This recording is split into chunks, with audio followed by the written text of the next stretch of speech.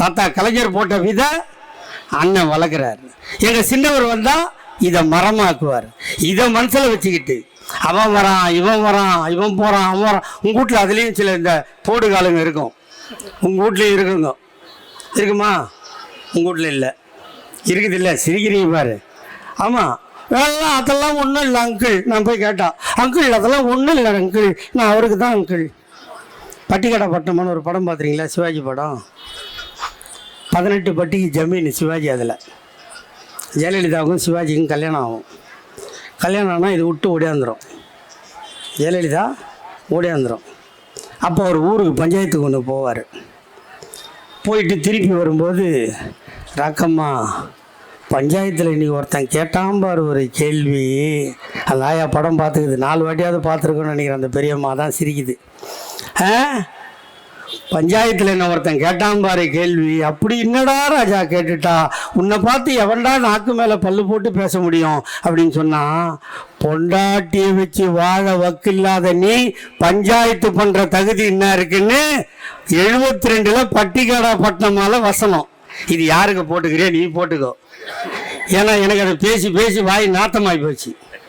ஒருத்தனும் திருந்துறதில்லை, ஒருத்தியும் திருந்துறதில்லை. அப்படி ஒரு ஜென்மங்களை நான் ஊரில் பார்த்ததே இல்லை. இருக்கலாமாங்க? ஒன்று பெற்றவங்களுக்கு நல்ல பிள்ளையாக இருக்கணும். இல்லை, சரி நீ கல்யாணம் பண்ணால் அந்த பொண்டாட்டிக்கு நியாயமான புருஷனாக இருக்கணும். அதுவும் இல்லை. சரி நீ பெற்ற பிள்ளைக்கு அப்போ நான் ஒழுங்காக நடக்கிறியான்னா அதுவும் இல்லை. இப்படி தனி மனித வாழ்க்கையிலேயே ஒழுக்கம் இல்லாத ஒருத்தன் நான் வருவேன் அப்பா நீ வாப்பா, ஈரோடு இடைத்தேர்தலில் நில்லுப்பா, ஐ டோன்ட் வாண்ட். எப்பா இதில் விக்கிரவாண்டியில் தேர்தல்ப்பா, I don't want. What about 2024 MP election? I don't want 2024. அப்புறம் என்னதாண்டா வேணும் உனக்கு? ஒன்லி 26. நேராக வரோம், நிற்கிறோம், அடிக்கிறோம், சிஎம் சீட்டில் போய் உட்காந்துக்கிறோம். நாங்கள் 75 வருஷமாக கட்சி நத்திட்டு குச்சி ஐஸ் வாங்கி சப்பிட்டு போகிறதுக்கு இங்கே கட்சி நத்துறோம். அதானடா மிஸ்ஸாவை பார்த்தோம், தடாவை பார்த்தோம், பொடாவை பார்த்தோம். இந்த நாட்டில் அடக்குமுறை சட்டங்களுக்கு எல்லாம் எங்கள் உயிரை கொடுத்தோம். பாதி பேருக்கு கண் போனது, மீதி பேருக்கு கால் போனது, மீதி பேருக்கு உயிர் போனது.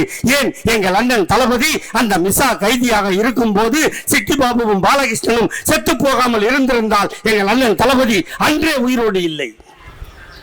போல பண்ணி நாங்கள் நட்டு நிற்க வச்சு கீழே இருந்த தமிழ்நாட்டை நட்டு நிற்க வைப்போமா? இவர் நேராக வந்து அமிக்கின்னு போயிடுவாராம். நாங்கள் சப்பிட்டு போகிறதுக்கு கட்சி நட்டினுக்கிறோம்ல.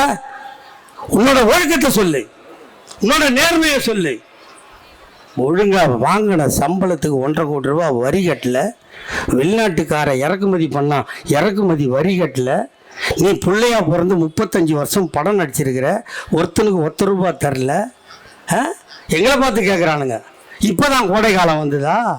32 வருஷமாக யாரும் 10வது பாஸ் ஆகலையா? 32 வருஷமாக யாரும் +2 பரீட்சை எழுதி பாஸ் ஆகலையா? அப்போல்லாம் நீ எங்கே இருந்த? யாரோட இருந்த? என்ன பண்ணிட்டு இருந்த? கேட்போமா கேட்க மாட்டோமா? கேட்டால் உன் கட்சியில் பாதி பேர் செத்து போயிடுவான். நான் வாய் திறந்தா அது ஞாபகம் வச்சுக்கோங்க. அவ்வளோதான் நான் சொல்லுவேன். ஒரு தகுதி வேணும், ஒரு தரம் வேணும். இங்கே பாரு, இப்போ நாங்கள் 2019 இந்த கூட்டணியா இல்லையா? 19 தாத்தா கலைஞர் இருக்கும்போது கூட ஏதாவது ஒரு தேர்தல் ஒரு கட்சி போயிடும், ஒரு கட்சி வந்துடும். 2019 யார்கிட்டலாம் நாங்கள் கை கோத்தோமோ அந்த 2019 26 வரைக்கும் இந்தியாவிலேயே அந்த கூட்டணி எட்டுன்னு வர ஒரே தலைவன் எங்கள் அண்ணன் தளபதி தான். இப்போ எக்ஸ்ட்ரா ஃபிட்டிங் வேற எங்களுக்கு இல்லையா? எக்ஸ்ட்ரா ஃபிட்டிங்கும் வருது. அதில் முன்னாள் முதலமைச்சரே வந்துட்டார்.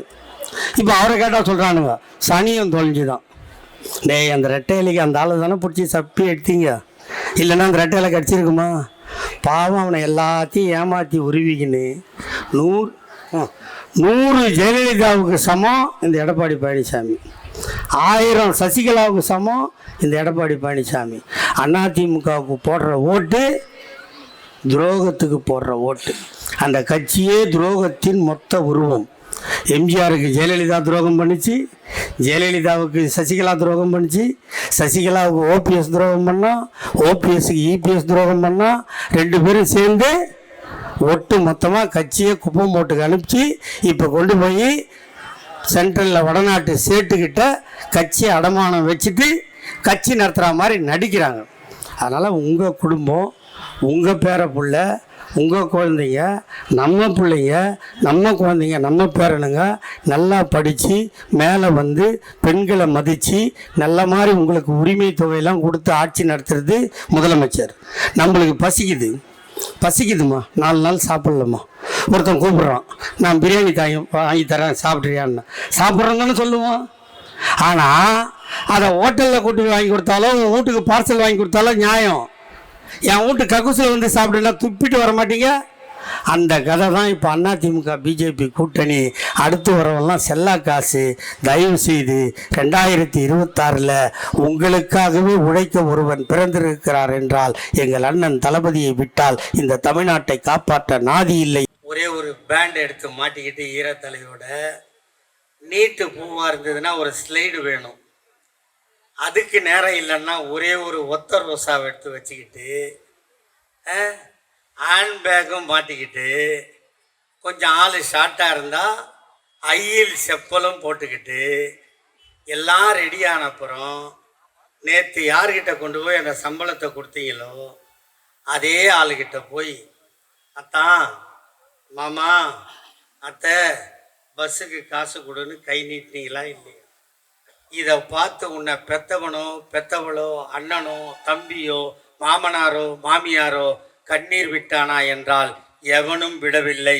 உன்னை ஆள பிறந்த எங்கள் அண்ணன் தளபதி கண்ணீர் விட்டான், கையெழுத்து போட்டான். அதனால் வந்தது விடியல் பயன். சரி, வேலைக்கு போகிறா, அவளுக்கு பஸ்ஸு கொடுத்துட்டேன். நான் கொஞ்சம் கலரு கூட, என் புருஷன் சந்தேக பிராணி, அவன் என்னை வேலைக்கு அனுப்பானான். யாரோ ஒருத்தன் அனுப்பலை போல்தான், அதான் அந்த சிரிப்பு வருது. சொல்கிறது தானே, இது நம்மளோட நம்ம வாழறது தானே. உங்களை மாதிரி தான் நானும்.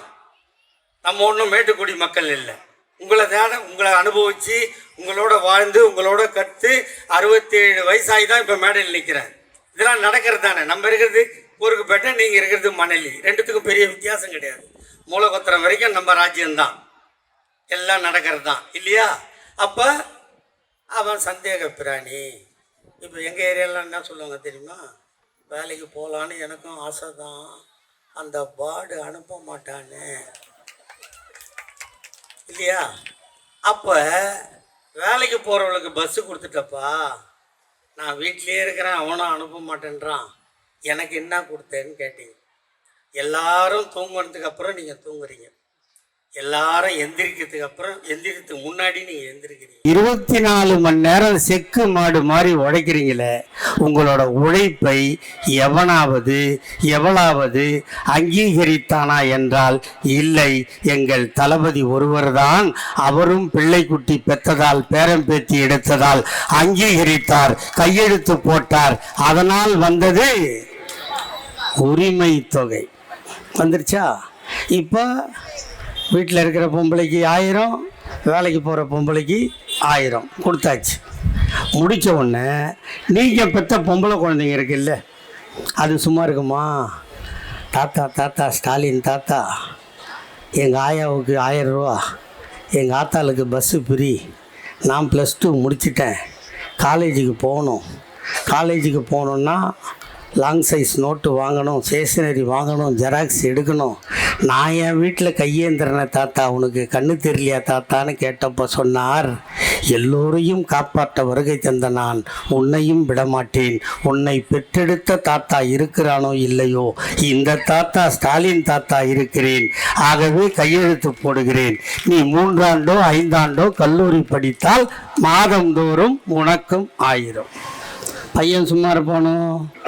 யோ தாத்தா, நான் தாத்தா, ஒரே அம்மா ஒரே அப்பா, 2 பேரும் பிறந்தது ஒரே வயிறு, என் தங்கச்சிக்கு 1000 எனக்கு இல்லையான்னு கேட்டான்.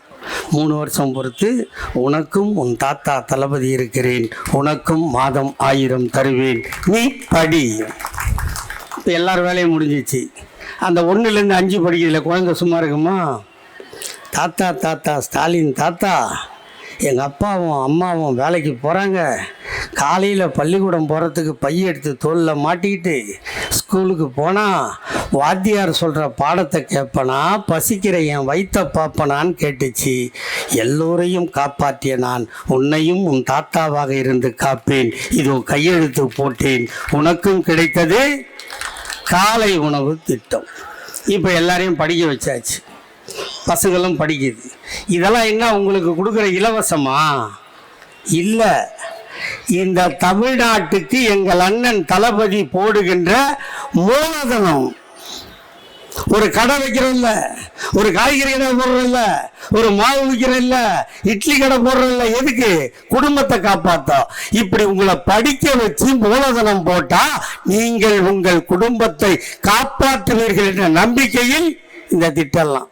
எல்லாம் படிச்சுட்டாங்க, காலேஜ் முடிச்சுட்டாங்க, வந்துட்டாங்க. வேலைக்கு போகணுமா இல்லையா? வேலைக்கு போனால் என்ன கேட்பான்? வேலைக்கு எடுத்துக்கிறேன், உனக்கு எக்ஸ்பீரியன்ஸ் இருக்கா இல்லையான்னு கேட்பானா இல்லையா? அப்போ என்ன பண்ணணும்? கம்ப்யூட்டர் சென்டருக்கு போகணும், ஜாவா படிக்கணும், டாலி படிக்கணும், எம்எஸ் ஆஃபீஸ் படிக்கணும். சும்மா கற்றுக் கொடுப்பானா? அவன் சத்திரமாக நடத்துகிறான், கம்ப்யூட்டர் சென்டர் நடத்துகிறான். அவன் காசு கேட்பான்ல. அந்த கஷ்டத்தையும் போக்க நான் இருக்கிறேன் என்று சொல்லி, நான் முதல்வன் திட்டம் என்று சொல்லி அந்த பயிற்சியும் கொடுத்து உங்களை வேலைக்கும் நிற்க வைக்கிறார். சரி, வேலைக்கு நிற்க வச்சாச்சு. 10 ஆண்டு காலம் அதிமுக ஆட்சியில் கொரோனா சீசனில் வேலையெல்லாம் காலி, கம்பெனிலாம் மூடிட்டான். அப்போ நீ ரெடியானவனு வேலை கொடுக்கணுமா இல்லையா? எங்கள் தலைவருக்கு 72 வயசு முடிஞ்சு நாளைக்கு 73 பிறக்க போகுது. ஆனால் இந்த வயதிலும் உலகம் முழுக்க சுற்றி வந்து எல்லா நாட்டுக்கும் போய், ஐயா என் நாட்டில் நான் என்னை மக்களை எல்லாரையும் நல்லா படிக்க வச்சுருக்கேன், பயிற்சியும் கொடுத்துருக்கேன், அவங்க எல்லாத்துக்கும் தயார், அருமையான பிள்ளைகள் என்னிடம் இருக்கிறார்கள், ஆகவே நீங்கள் பணத்தை கொண்டு வந்து தமிழ்நாட்டில் முதலீடு செய்து கம்பெனியை துவக்கினால் என் பிள்ளைகள் உனக்கு உழைத்து கொடுப்பார்கள் என்று உத்தரவாதம் கொடுத்து கிட்டத்தட்ட 20 லட்சம் கோடிக்கு கையெழுத்து போட்டு கம்பெனியை கொண்டு வந்து சேர்த்த மாவீரன் தான் உங்கள் வீட்டு பிள்ளை எங்கள் அண்ணன் தளபதி. இது முடிஞ்சு. இதுக்கப்புறம் இந்த மணலில் இருக்கிற ஒரு பொண்ணுக்கு காலேஜெலாம் முடிச்சுட்டா, வேலை வருது. இதோ பக்கத்துலேயே அசோக் லேண்ட் இருக்குது வச்சிங்களேன். இதே அசோக் லேண்ட் எங்கே இருக்குது? பெங்களூர்லேயும் இருக்குது. அந்த பொண்ணுக்கு அங்கே வேலை கிடச்சிச்சு பெங்களூரில். அப்பா அம்மா இருப்பீங்க, தம்பி இருப்பான், இருக்குமா? அப்போ அந்த பொண்ணு அங்கே வேலைக்கு போகணுன்னா வயசு பொண்ணை தனியாக அனுப்ப முடியுமா? ஒன்று அம்மா கையை பிடிச்சிக்கின்னு அங்கே போய் வீடு எடுத்து தங்கணும், இல்லை அம்மாவை வீட்டில் விட்டுட்டு பையன் பெரியவனாக அப்பா போய் தங்கி பொண்ணுக்கு வேலை பார்க்கணும். அப்போ குடும்பத்தை பிரித்த பாவம் வருதா இல்லையா? வேலை கிடச்சிது, சம்பளம் கிடச்சிது, ஆனால் இங்கே ஒரு வாடகை, அங்கே ஒரு வாடகை. இதை கவனத்தில் கொண்டு அப்படி வேலைக்கு போகிற பொண்ணுங்களுக்கு தமிழ்நாடு முழுக்க தோழி விடுதிகள் கட்டித்தந்த ஒரு முதல்வர் எங்கள் அண்ணன் தளபதி. கட்டி கொடுத்துட்டோமா? இவ்வளவும் பண்ணியிருக்கோம். ஆனால் நாங்கள் ஆட்சிக்கு வரும்போது கொரோனா நம்மளை துரத்துச்சு. உங்களுக்கு நல்லா தெரியும் எப்படி விரட்டுச்சு. நாங்கள் ஆட்சிக்கு வரும்போது 2வது அலை மோசமாக இருந்துச்சு. அந்த மோசமாக இருந்தபோது உலகத்தில் இருக்கிற எல்லா தலைவனும் என்ன சொன்னால், வீட்டிலிரு, விழித்திரு, தனித்திரு இதானே சொன்னான். உலகமே சொல்லிச்சு. அதை உலக நாடு பூரா கடைப்பிடிச்சான். அப்போ அதிமுக ஆட்சி ஒரு 2-3 எருமை மாடு மந்திரி இருந்தான்ல, அவன் வீட்டில் போர்டே வச்சுட்டான். கொரோனா வந்துருச்சு, என்னை பார்க்க யாரும் வராதிங்கன்னு வச்சானா இல்லையா? அதில் ஒருத்தன் இப்போ விஜய் காலில் விழுந்து கிடக்கிறான். அவன் தான் ஃபஸ்ட்டு போர்டு வச்சவன் இல்லையா? வச்சானா? உலகமே யாரும் பார்க்காதேன்னு சொல்லிச்சு. நம்ம மாமா நரேந்திர மோடி இருக்கார்ல, அவர் கூட தாடியை ட்ரிம் பண்ண பார்பரை கூப்பிட்டா கொரோனா வந்துரும்னு தாடியை மாறு வரைக்கும் வளர்த்துருந்தார். நீங்கள் பார்த்தீங்க. உலகமே வீட்டிலிரு, விழித்திரு, தனித்திரு என்று சொன்னது உலகத்தில் ஒரே ஒரு தலைவன் மட்டும் சொன்னான். ஒன்றிணைவோம் வா என்று சொன்ன ஒரே தலைவன் நம் தலைவர் தளபதி. சொல்லிட்டு அதோட விட்டாரா? சொல்லிட்டு அதோட விட்டாராமா?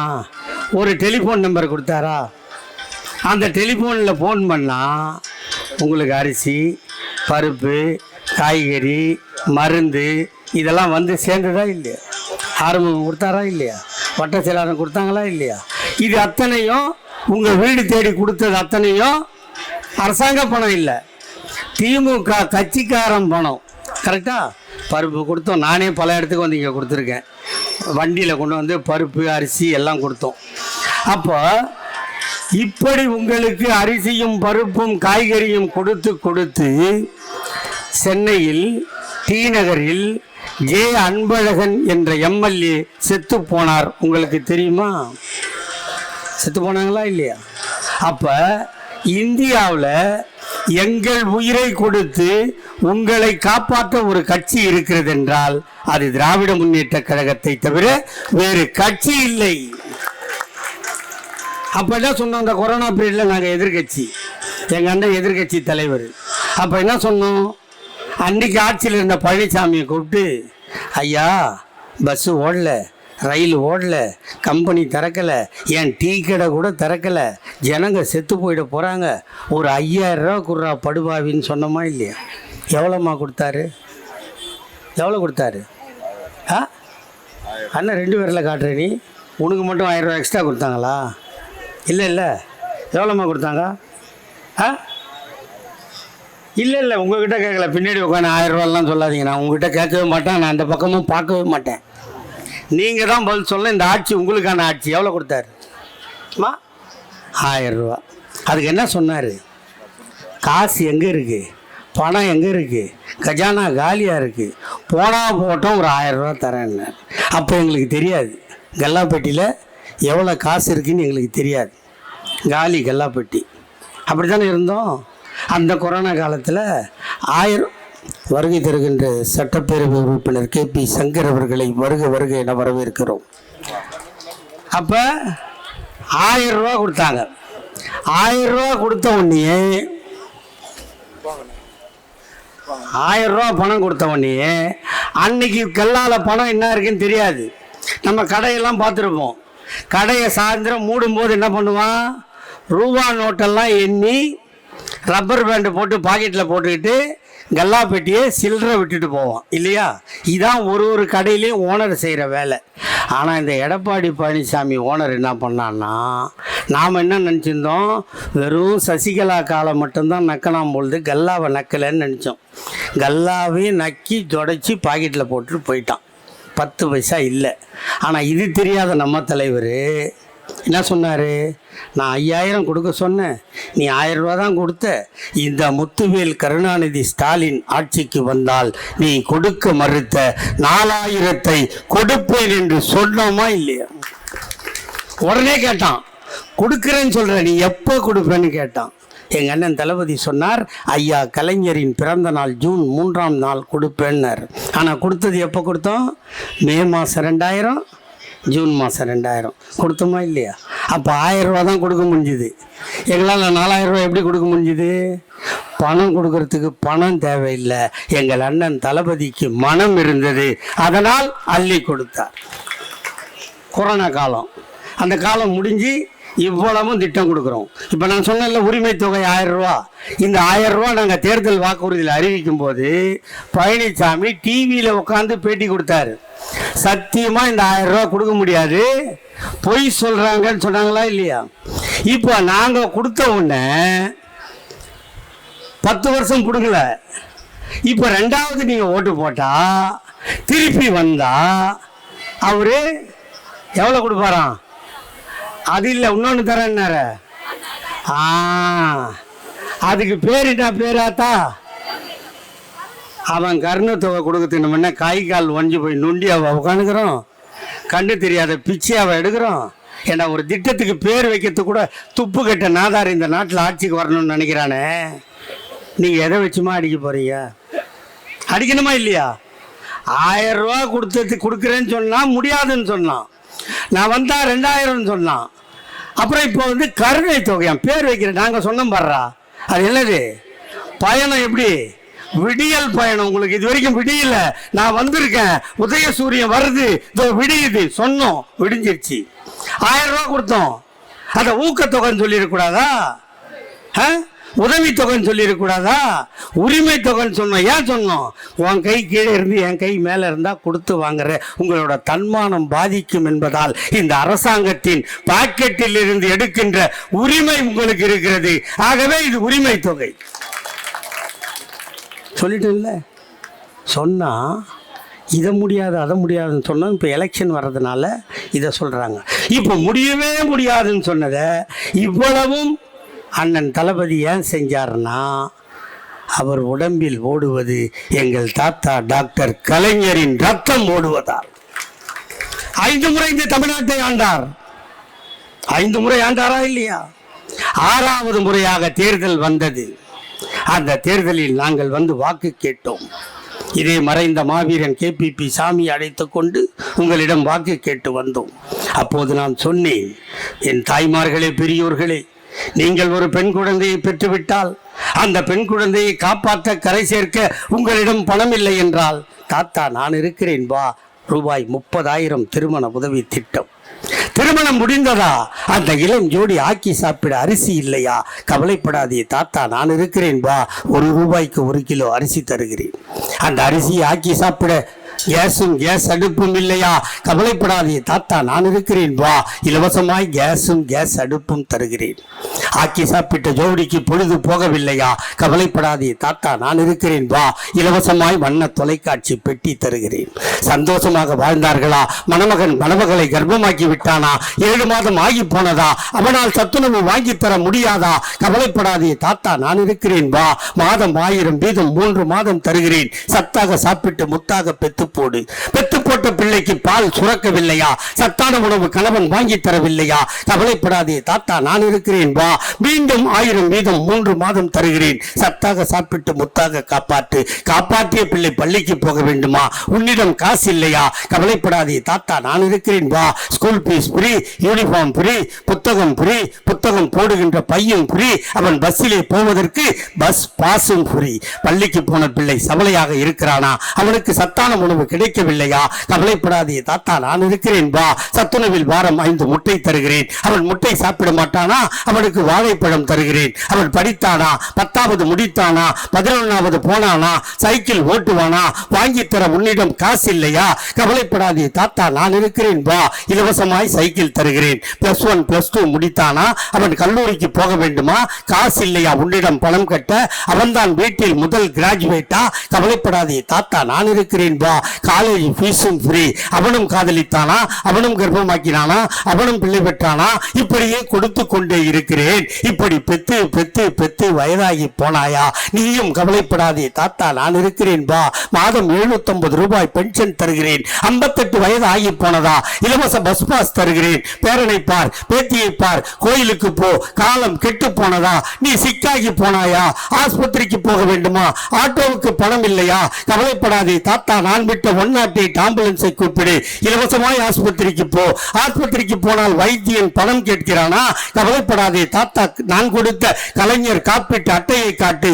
1 லட்சம் ஃப்ரீ. வைத்தியம் பார், வீட்டுக்கு வா. காலம் கெட்டு போனதா? நீ செத்து போனாயா? உன் பிணத்தை தூக்க 4 பேர் இல்லையா? தன்மானம் தடுக்கிறதா? கவலைப்படாதே தாத்தா நான் போட்ட சட்டம் மார்ச்சரி வேணும் ஃப்ரீ. பார்த்தாயா? அழுதாயா? வைக்கிறதா? கவலைப்படாதே தாத்தா நான் போட்ட சட்டம் பிரீசர் பாக்ஸும் ஃப்ரீ. பார்த்தாயா? அழுதாயா? சுடுகாடு போனாயா? கொளுத்த வேண்டுமா? புதைக்க வேண்டுமா? தாத்தா நான் போட்ட சட்டம் கொளுத்துவதும் ஃப்ரீ, புதைப்பதும் ஃப்ரீ. வீட்டுக்கு வந்தாயா? டெத் சர்டிபிகேட் வேண்டுமா? தாத்தா நான் போட்ட சட்டம் டெத் சர்டிபிகேட்டும் ஃப்ரீ, பர்த் சர்டிபிகேட்டும் ஃப்ரீ. இப்படி கருவறை முதல் கல்லறை வரை இலவசங்களை வாரி வழங்கிய இந்தியாவில் ஒரே முதல்வர் எங்கள் தாத்தா டாக்டர் கலைஞர். இப்படி செஞ்சேன்னு ஒருத்தன் சொல்லுங்கடா பார்க்கலாம். இப்படி செஞ்சேன்னு சொல்றதுக்கே எனக்கு மூச்சு வாங்குதே. 5.4 ஹைட்டு தாண்டா என் தாத்தன் கலைஞர். கடைசியில் சக்கரை நாற்காலியில் உட்காந்து இந்த நாட்டை ஆண்டார். ஏன்? தான் தள்ளாடி போனாலும் இந்த தமிழ்நாடு தள்ளாடக்கூடாது என்று நினைத்தார் எங்கள் தாத்தா கலைஞர். அதோடு விட்டாரா? சொன்னோம் இல்லை? அதோ போகிறான் நொண்டி, அதோ போகிறான் 1.5 கண்ணு, அதோ போகிறான் டப்புக்கு. நம்மளும் சிரித்தோம், பார்க்குறவனும் சிரித்தான். எங்கள் தாத்தா கலைஞர் சிரிக்கலை. அவனை கூப்பிட்டார். உன்னிடம் ஒரு திறமை இல்லை என்றால் இன்னொரு திறமை இருக்கிறது. ஆகவே இன்று முதல் நீ மாற்றுத்திறனாளி என்று பெயர் வைத்து அவனுக்கும் நலவாரியம் தந்தார்.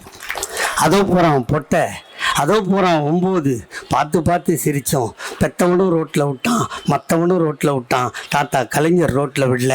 அவர் கூப்பிட்டார், நீ பொட்டை இல்லடா, நீ 9 இல்லடா, உனக்கும் அழகான பெயர் வைக்கிறேன். இன்று முதல் திருநங்கைகள் என்று பெயர் வைத்து அவர்களுக்கும் நலவாரியம் தந்தார். ஒரு காலத்தில் ரயில்வே ஸ்டேஷனுக்கு போனால் அந்த வெள்ளை பேண்ட்டு, வெள்ளை சட்டு, தொப்பி போட்டு பச்சை கொடி ஆட்டுவான்ல, ஸ்டேஷன் மாஸ்டர்னு சொல்லுவாங்க. அவங்கெல்லாம் அவ்வா தான் இருப்பாள், நம்மவா இருக்க முடியாது. நம்மவாளுக்கு என்ன வேலை தெரியுமாங்க? காக்கி அரைக்கால் டவுஜரு, 2 சுத்தி ஸ்பேனரு, பச்சை சிவப்பு கொடி, அவாய் செப்பல், ஒரு பனியனு, தண்டவாளத்துக்கு இறங்கி பிளக்கட்டை தட்டுற வேலை நம்மளுக்கு. தாத்தா கலைஞர் சொன்னார், நீ பிளக்கட்டை தட்ட பிறக்கலடா, நீ ஆட்டினா கொடியும் ஆடும், ரயிலும் ஓடும் என்று சொல்லி இந்த நாட்டில் தாழ்த்தப்பட்டவனையும் பிற்படுத்தப்பட்டவனையும் ஸ்டேஷன் மாஸ்டராக்கி அழகு பார்த்தவர் எங்கள் தாத்தா டாக்டர் கலைஞர். கோர்ட்டுக்கு போனால் கருப்பு கவுன் போட்டு கட்டை சுற்றி வச்சு ஆடர்னு தட்டுவான்ல நீதிபதி, அந்த நீதிபதிலாம் அவ்வா தான் இருப்பாள், நம்மவா இருக்க முடியாது. நம்மளுக்கு அங்கே என்ன வேலை தெரியுமா? சிவப்பு தொப்பி போட்டு மாரில் பட்டை போட்டு சைலன்ஸுன்னு கத்துற வேலை நமக்கு. தாத்தா கலைஞர் சொன்னார், நீ சைலன்ஸுன்னு கத்த பொறுக்கலடா, நீ அடித்தா கட்டை சுற்றியும் அடிக்கும், நீதியும் பேசும் என்று சொல்லி இந்த நாட்டில் தாழ்த்தப்பட்டவனையும் பிற்படுத்தப்பட்டவனையும் நீதிபதியாக்கி அழகு பார்த்தவர் எங்கள் தாத்தா டாக்டர் கலைஞர். கோயிலுக்கு போனால் பெரிய கயிறு கட்டின மணியை ஆட்டுற வேலை நம்மளுக்கு. அதே கோயிலுக்குள்ள வெள்ளி தட்டில் சின்ன மணியை, வெள்ளி மணியை ஆட்டுறதை அவ்வா தான் ஆட்டணும். அவ்வா ஆட்டினாதான் ஆண்டவன் பேசுவான்னு சொன்னாங்க. ஆனால் தாத்தா கலைஞர் சொன்னார், நீ பெரிய மணி ஆட்ட பிறக்கலை, நீ ஆட்டினா சின்ன மணி ஆடும், ஆண்டவனும் பேசுவான் என்று சொல்லி அனைத்து ஜாதிக்காரனையும் அர்ச்சகராக்கியவர் முத்தமிழறிஞர் தாத்தா டாக்டர் கலைஞர். இப்படி தாத்தா கலைஞர் மாற்றுத்திறனாளி என்று பெயர் சூட்டினார். எங்கள் அண்ணன் தளபதி அந்த மாற்றுத்திறனாளிகளுக்கு நலவாரியம் தந்து, நிதி உதவி தந்து, ஏன் மாநகராட்சியில் மாநகராட்சி மன்ற உறுப்பினராகவும் ஆக்கி தந்தார் எங்கள் அண்ணன் தளபதி. திருநங்கை என்று பெயர் வைத்தார் தாத்தா கலைஞர். அண்ணன் தளபதி அந்த திருநங்கைகளுக்கும் ஊர்காவல் படையில் வேலை கொடுத்தார். தாத்தா கலைஞர் சென்னையில் ராஜீவ்காந்தி அரசு மருத்துவமனையை அற்புதமாக கட்டி தந்தால், எங்கள் அண்ணன் தளபதி கிண்டியிலே ஒரு அற்புதமான மருத்துவமனையை கட்டி இருக்கிறார். எங்கள் தாத்தா கலைஞர் அண்ணாவின் பெயரில் 100ஆண்டு நூலகம் கட்டினால், எங்கள் அண்ணன் தளபதி மதுரையில் கலைஞரின் பெயரால் நூலகம் கட்டி இருக்கிறார். எங்கள் தாத்தா கலைஞர் சென்னையில் டைட்டில் பார்க் கட்டினால், எங்கள் அண்ணன் தளபதி மதுரையிலும் கோவையிலும் டைட்டில் பார்க் கட்டுகிறார். இப்படி எங்கிருந்து கலைஞர் விட்டாரோ அங்கிருந்து அண்ணன் தளபதி இந்த நிலைக்கு கொண்டு வந்திருக்கிறார். இப்படி பண்ண என்ன சொல்றான்? வாரிசு அரசியல்னு சொல்றான். ஆண்மை இருந்தால் புள்ள பிறக்குமா இல்லையா? பிறந்தா தானே ஆம்பளை, பிறந்தா அது வாரிசு தானே. அதில் என்ன தப்பு இருக்கு? இந்த கட்சி ஆரம்பித்து 75 வருஷம் ஆகுது. 75 வருஷம் ஆகுது. இந்த கட்சியோட 25வது வயசுல தாத்தா கலைஞர் முதலமைச்சர். கட்சியோட 50வது வயசுல தாத்தா கலைஞர் முதலமைச்சர். கட்சியோட 75வது வருஷத்துல அண்ணன் தளபதி முதலமைச்சர். இந்த கட்சிக்கு 100வது ஆண்டு விழா கொண்டாடும் போது எங்கள் சின்னவர் முதலமைச்சர். இதில் சொல்றதுல என்ன இருக்கு? அப்பன் செஞ்சதை விட்டாம அங்கிருந்து தொடர்ந்து செய்கிறார். ஆனால் இதை மாற்றி போட்டால் என்ன நடக்கும்? தலைவர் கலைஞர் 8வது படிச்சிருந்தா கல்யாணத்துக்கு 5000 ரூபா தருவேன்னு சொன்னார். ஜெயலலிதா வந்து அதை நிறுத்திடுச்சா? 10வது படித்தா 10,000 ரூபா தருவேன்னார். ஜெயலலிதா வந்து அதை நிறுத்திடுச்சா? எத்தனை திட்டங்களை அதிமுக ஆட்சி வரும்போதெல்லாம் நிறுத்தினார்கள் என்பதை நீங்க பார்க்கணும். இந்த தொகுதியில் வாடுகின்ற மக்களை உங்கள் நெஞ்சில் கை வைத்து சொல்லுங்கள்.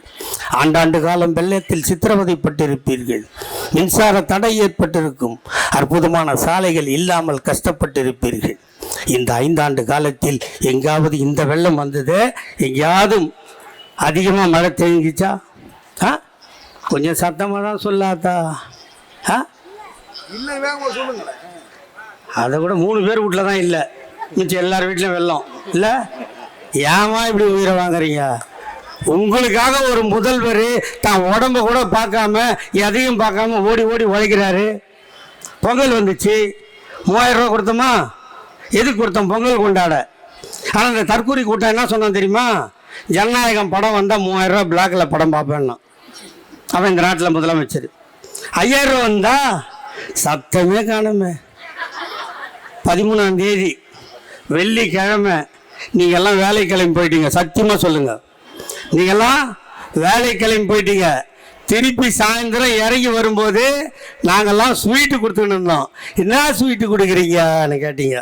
தலைவர் 5000 ரூபா போட்டால் நான் அவசரமாக வேலைக்கு போயிட்டேன் கண்ணா, இப்போ செல்லை பாருன்னு பார்த்து ஐயோ ஐயோ ஐயோ ஐயோ நாளைக்கு காலையில் பேங்க்குக்கு போகிறேன் சொன்னீங்களா இல்லையம்மா? சரி, இது நான் சும்மா போட்டாரா? இந்த காசு சும்மா போட்டாராம்மா? இல்லைம்மா, தேர்தல் வருது, இந்த மாதம் 1000 ரூபா கொடுக்குறீங்க, அந்த 1000 ரூபாயை தேர்தல் வரைக்கும் தடுத்து நிறுத்தி வையின்னு சொல்லி அதிமுகவும் பிஜேபியும் சுப்ரீம் கோர்ட்ல கேஸ் போட தயாராயிட்டான். எத்தனை மாசம்? 3 மாசம். 3 மாசம் நிறுத்துறோம்னு வச்சுக்க. நீ இந்த 1000 ரூபா 5ஆம் தேதி ஆனா தானும் இந்த உலகத்தை நம்பி நீ ஏதாவது ஒரு வேலை வச்சிருப்பியா இல்லையா? அட்லீஸ்ட் தண்டல் கட்டுறது நம்மளுக்கு தெரிஞ்சது அது ஒன்று தானே. நம்மளை நம்பி அவன் வட்டிக்கு தருவான். பாண்டு பேப்பரில் கையெழுத்து போட்டால் சொத்து இருக்குதான்னு கேட்பானா? நம்மளுக்கு ஏது சொத்து? தண்டல் கட்டணும் இல்லையா? குழந்தைக்கு ஏதாவது ஒன்று வாங்கி கொடுக்க வச்சுருந்துருப்போம். அதை இவனுக்கு 3 மாதம் தடுக்க பார்த்தா அப்போ ஒரு ராத்திரிலாம் தூங்கியிருந்தா காலையில் தான் தெரிஞ்சிருக்கும். இதை ராவோட ராவா தெரிஞ்சுக்கின்னு தூங்கி எழுந்து விடிய காலையிலேயே உங்களுக்கு 5000 ரூபா போட்டார். 3 மாதத்துக்கு தான் தடுக்கணும்னா நாங்கள் ஏன் 5000 போட்டோம்? ஆமா இல்லை, அப்படி உங்களுக்கு சொன்னார் முதலமைச்சர். அப்படி அவர் சொன்னார். பிப்ரவரி, மார்ச், ஏப்ரல் தேர்தல் முடிஞ்சிருமா? 3 மாதம் காசு ஆயிடுச்சா?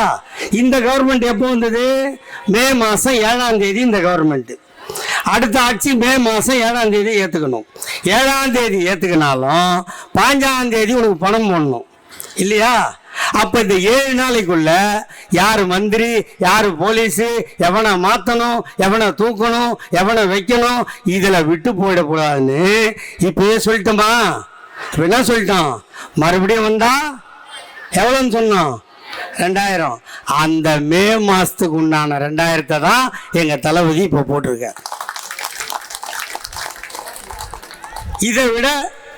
இதை விட ஒருத்தன் எப்படி ஆட்சி நடத்த முடியும்? பணமே இல்லைன்னாம்மா 5000 ரூபா கொடுத்தான், 1000 ரூபா கொடுத்தான், 1000 உரிமை தொகை கொடுக்க முடியாதுன்னு சொன்னவன் இப்போ இப்படி வரான்.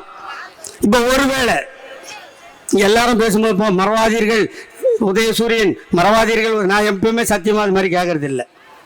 ஏன்னா நீ ஓட்டு போடுறதுக்கு போகிறல்ல, ஒரு அதிகபட்சம் 1/2 மணி நேரம் செலவு பண்ணுவியா? முன்னாடியாவது ஓட்டு சீட்டு கொடுப்பான், முத்திரையில் குத்தி இதில் குத்தி மடித்து பொட்டியில் போடணும். இப்போ அப்படி இல்லை, மிஷினு. உதயசூரியன் நேரம் பொட்டில் இருக்கும், அமுக்குன்னா அதில் ஒரு கீன்னு ஒரு சவுண்டு வரும். இவ்வளோதான். லைன் நிற்கிறதோடு சேர்த்து 1/2 மணி நேரம் பண்ணுவியா? இந்த 1/2 மணி நேரம் செலவு பண்ணி உதயசூரியனுக்கு ஒரு ஓட்டு போட்டினா என் தாயே 5 வருஷம் உன் காலை நாயாக சுற்றுறதுக்கு ஒரு கட்சி இந்தியாவில் எங்கடா இருக்குது? எங்கடா இருக்குது சொல்லு.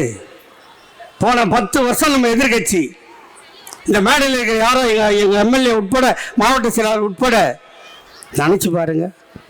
வீடு தேடி போனால் ஓடு தேடி தண்ணியாவது கொடுக்குறவன் திமுக காரனை தவிர வேறு எவனா இருக்கானா? வீட்டில் இழவுன்னா எட்டி பார்ப்பானா? இல்லை, அதுக்கு திமுகன்ற ஒரு கட்சி மட்டும்தான் இருக்குது.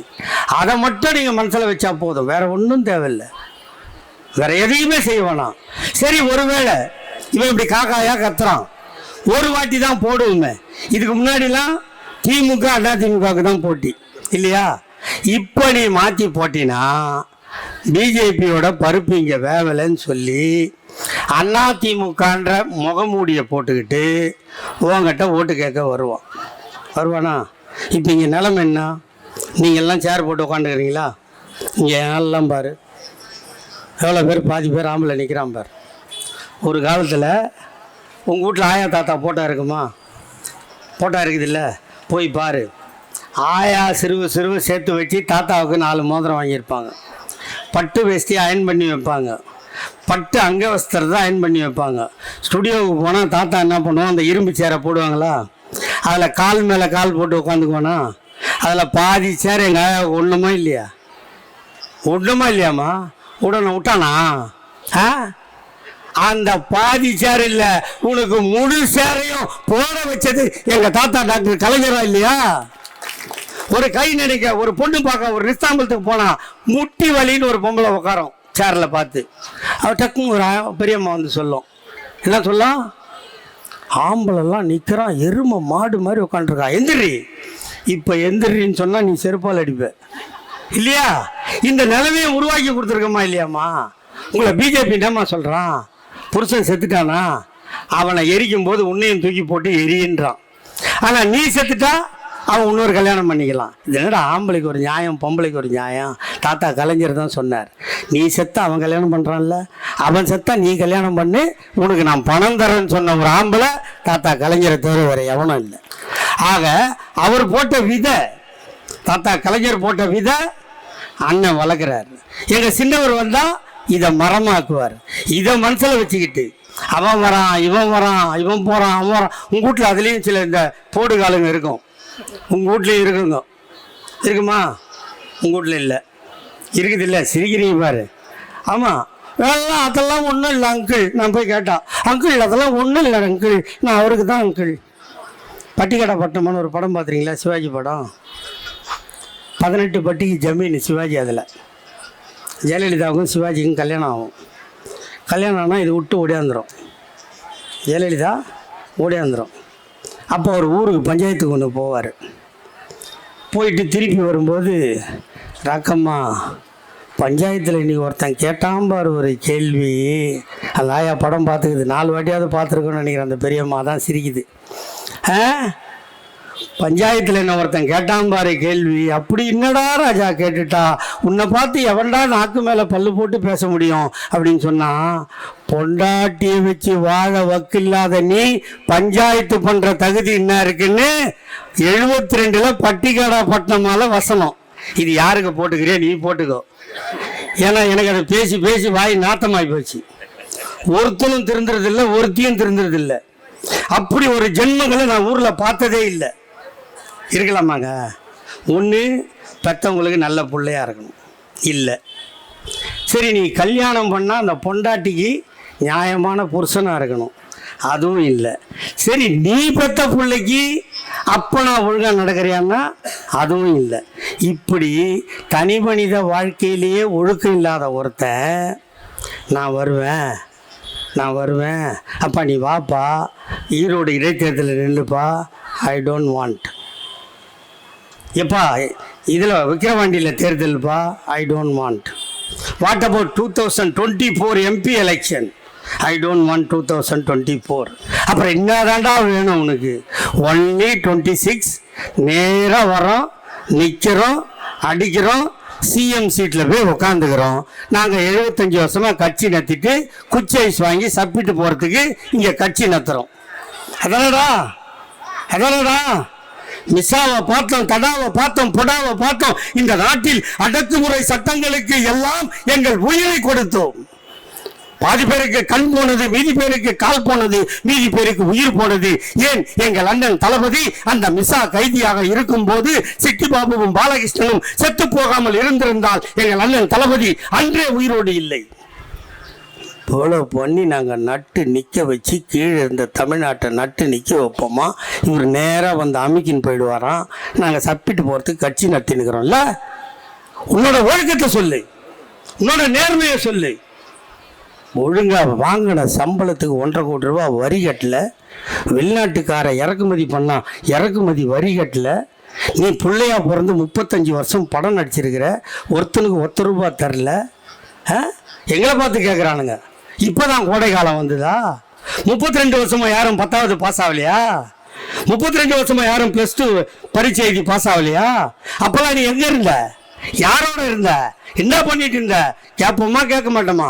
கேட்டால் உன் கட்சியில் பாதி பேர் செத்து போயிடுவான் நான் வாய் திறந்தா. அதை ஞாபகம் வச்சுக்கோங்க. அவ்வளோதான் நான் சொல்லுவேன். ஒரு தகுதி வேணும், ஒரு தரம் வேணும். இங்கே பாரு, இப்போ நாங்கள் 2019 இந்த கூட்டணியா இல்லையா? 19 தாத்தா கலைஞர் இருக்கும்போது கூட ஏதாவது ஒரு தேர்தல் ஒரு கட்சி போயிடும், ஒரு கட்சி வந்துடும். 2019 யார்கிட்டலாம் நாங்கள் கை கோத்தோமோ அந்த 2019 26 வரைக்கும் இந்தியாவிலேயே அந்த கூட்டணி எட்டுன்னு வர ஒரே தலைவன் எங்கள் அண்ணன் தளபதி தான். இப்போ எக்ஸ்ட்ரா ஃபிட்டிங் வேற எங்களுக்கு இல்லையா? எக்ஸ்ட்ரா ஃபிட்டிங்கும் வருது. அதில் முன்னாள் முதலமைச்சரே வந்துட்டார். இப்போ அவரை கேட்டால் சொல்கிறானுங்க சனியும் தொலைஞ்சுதான். டேய், அந்த ரெட்டையிலைக்கு அந்த ஆளு தானே பிடிச்சி சப்பி எடுத்தீங்க, இல்லைன்னா அந்த ரெட்டையில கிடச்சிருக்குமா? பாவம், அவனை எல்லாத்தையும் ஏமாற்றி உருவிக்கின்னு 100 ஜெயலலிதாவுக்கு சமம் இந்த எடப்பாடி பழனிசாமி, 1000 சசிகலாவுக்கு சமம் இந்த எடப்பாடி பழனிசாமி. அதிமுகவுக்கு போடுற ஓட்டு துரோகத்துக்கு போடுற ஓட்டு. அந்த கட்சியே துரோகத்தின் மொத்த உருவம். எம்ஜிஆருக்கு ஜெயலலிதா துரோகம் பண்ணிச்சு, ஜெயலலிதாவுக்கு சசிகலா துரோகம் பண்ணிச்சு, சசிகலாவுக்கு ஓபிஎஸ் துரோகம் பண்ணா, ஓபிஎஸ்க்கு இபிஎஸ் துரோகம் பண்ணா, 2 பேரும் சேர்ந்து ஒட்டு மொத்தமாக கட்சியை குப்பம் போட்டுக்கு அனுப்பிச்சு இப்போ கொண்டு போய் சென்ட்ரலில் வடநாட்டு சேட்டுக்கிட்ட கட்சியை அடமானம் வச்சுட்டு கட்சி நடத்துகிற மாதிரி நடிக்கிறாங்க. அதனால் உங்கள் குடும்பம், உங்கள் பேர புள்ள, உங்கள் குழந்தைங்க, நம்ம பிள்ளைங்க, நம்ம குழந்தைங்க, நம்ம பேரனுங்க நல்லா படித்து மேலே வந்து பெண்களை மதித்து நல்ல மாதிரி உங்களுக்கு உரிமை தொகையெல்லாம் கொடுத்து ஆட்சி நடத்துறது முதலமைச்சர். நம்மளுக்கு பசிக்குதுமா, 4 நாள் சாப்பிட்லம்மா. ஒருத்தன் கூப்பிட்றான், நான் பிரியாணி வாங்கி தரேன் சாப்பிட்றியான்னு. சாப்பிட்றோன்னு சொல்லுவான். ஆனால் அதை ஹோட்டலில் கூட்டி வாங்கி கொடுத்தாலும் வீட்டுக்கு பார்சல் வாங்கி கொடுத்தாலும் நியாயம். என் வீட்டு கக்கூசில் வந்து சாப்பிடுனா துப்பிட்டு வர மாட்டீங்க. அந்த கதை தான் இப்போ அதிமுக பிஜேபி கூட்டணி. அடுத்து வரவெல்லாம் செல்லா காசு. தயவு செய்து 2026 உங்களுக்காகவே உழைக்க ஒருவன் பிறந்திருக்கிறார் என்றால் எங்கள் அண்ணன் தளபதியை விட்டால் இந்த தமிழ்நாட்டை காப்பாற்ற நாதி இல்லை என்பதை மட்டும் சொல்லி வாக்களிப்போம் உதயசூரியனுக்கு, வாய்ப்பளிப்போம் அண்ணன் தளபதிக்கு என கேட்டு வெல்வோம் 200, படைப்போம் வரலாறு. தமிழ்நாடு போராடும், தமிழ்நாடு வெல்லும். நன்றி, வணக்கம்.